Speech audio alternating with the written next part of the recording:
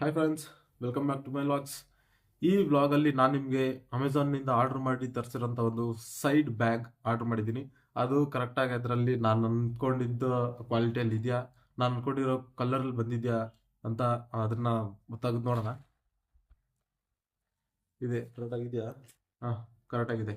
Amazon actually ನಾನು ಈ video ಮಾಡೋದಕ್ಕೆ ಮೇನ್ ರೀಸನ್ ಬಂದ್ಬಿಟ್ಟು ಫ್ಲಿಪ್ಕಾರ್ಟಲ್ಲಿ ಫಸ್ಟೆಲ್ಲ ಫೇಕ್ ಆಗ್ತಾಯಿತ್ತಲ್ಲ, ಫೇಕ್ ಆರ್ಡರ್ಸು ಎಲ್ಲ ಬರ್ತಾಯಿತ್ತು.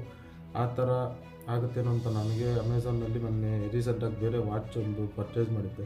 ಫುಲ್ಲಿ ಡ್ಯಾಮೇಜ್ ಆಗಿತ್ತು. ಡ್ಯಾಮೇಜ್ ಅಂದರೆ ಅದು ರನ್ನೇ ಆಗ್ತಾಯಿಲ್ಲ, ಏನು ಮಾಡಿದ್ರೂ ಆಗ್ತಾಯಿಲ್ಲ. ಅದಕ್ಕೆ ವಾಪಸ್ ಕೊಟ್ಟು ರೀಫಂಡ್ ಆಯಿತು.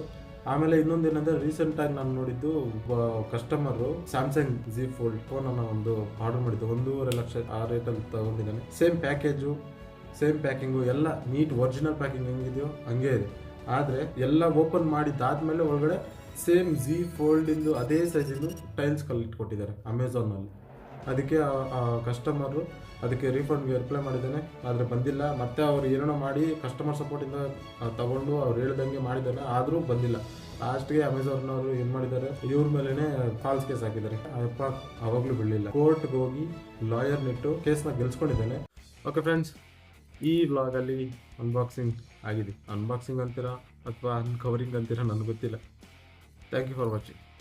ಈ ವ್ಲಾಗ್ ಇಷ್ಟ ಆಗಿದ್ರೆ, ಈ ಅನ್ಬಾಕ್ಸಿಂಗ್ ಅನ್ಕವರಿಂಗ್ ಇಷ್ಟ ಆಗಿದ್ದರೆ ಲೈಕ್ ಮಾಡಿ, ಶೇರ್ ಮಾಡಿ, ಸಬ್ಸ್ಕ್ರೈಬ್ ಮಾಡ್ಕೊಳ್ಳಿ ಚಾನಲ್ನ.